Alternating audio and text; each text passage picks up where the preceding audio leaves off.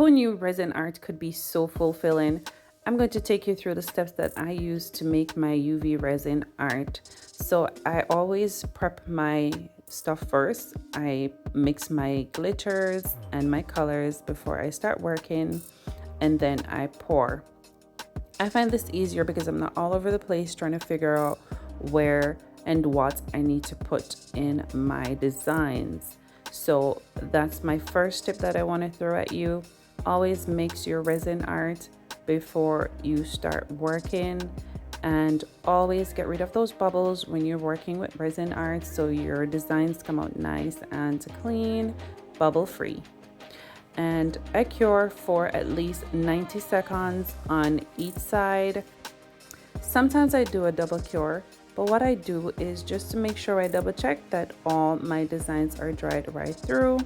And my next step will be doming. So I use a light layer of resin just to give this a nice shiny look, and trust me guys, this makes a difference when you dome.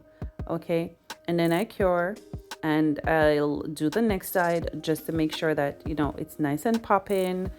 If you're selling these to customers, you want to make sure that your product is the best. All right, so stick with me to the end and watch how I use my power tool, this mini drill here, to make my keychains. So you need a few items. You'll need those little pins that comes in a keychain set, and this drill here makes a world of a difference for me, especially when working with like larger batches of keychains. It goes quickly. It really goes quickly. You can check out the link in my description. I purchased this drill on Amazon, and you want to be careful when you're using this drill. So make sure you test it on larger surfaces so you get the hang of just how to use it in general. And then I'm going to use my little jewelry tool here just to put these little screws in. They're really tiny, so kind of hard to work with sometimes, but you get the hang of it.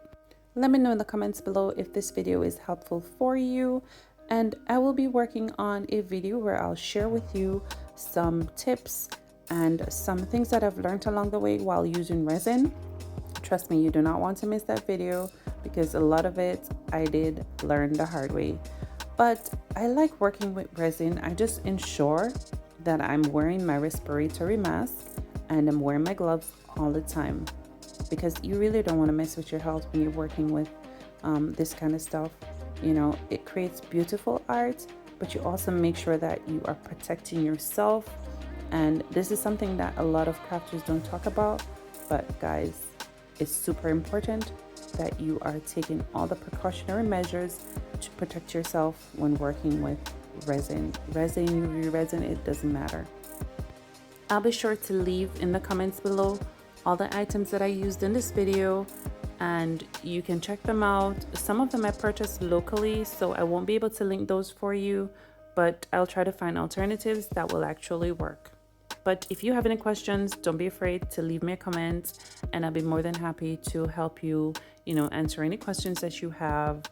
And I'm looking forward to, just continue doing these designs because, oh my God, I am a creative at heart, but trust me, I think working with UV resin has really unlocked another level of creativeness. And I'm still learning so much about this craft, but I'm loving it. And I want to take you on the journey, so don't forget to hit that subscribe button so you don't miss any of these videos. And just share in the comments, is there a particular UV resin that you're using to do maybe jewelry, and you have maybe less issues with bubbles? This one isn't so bad, but I've heard persons talk about resins that they have used, which makes crafting so much easier. So I would love to learn more about those brands. If you know any that's really good, please don't hesitate to share with me.